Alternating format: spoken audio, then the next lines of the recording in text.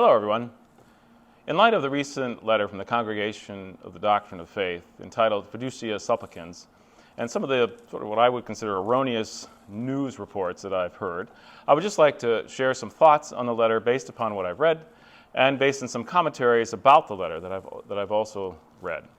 And whenever the Congregation of the Doctrine of Faith produces any sort of document, in this case a letter, it's always in response to some particular issue.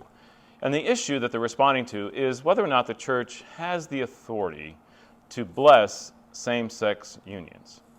And in the letter, Fiducia Supplicans, the letter clearly states that no, the church does not have the authority to bless same-sex unions.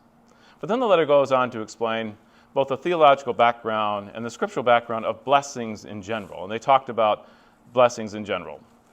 And I kind of equate it to in my own experience, people are asking me for prayer all the time. Sometimes I'm in the airport or I'm walking through the produce section at Wegmans and somebody will come up to me and say, "Father, can you say a prayer for me?"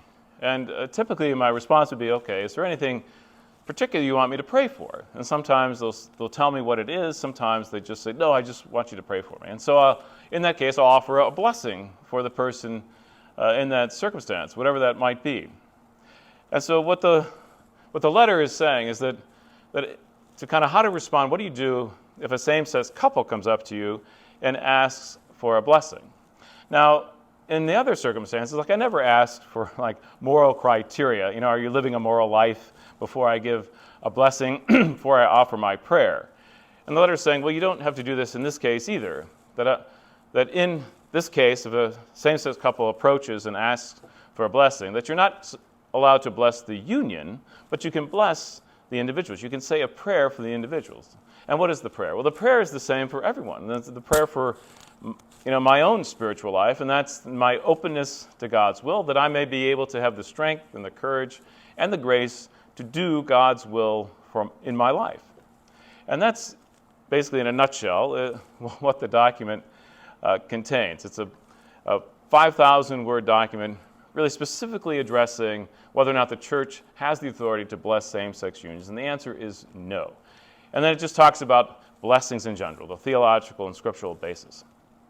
So whenever anyone asks me for prayer, and I'll always be able to respond that God's blessings are for everyone, and my prayer for myself is my prayer for everyone, that we are open to the power of God's grace, that we're open to discern God's will for our lives, and that we have the strength and the courage and the grace to follow that will so that we can live out our lives according to God's plan.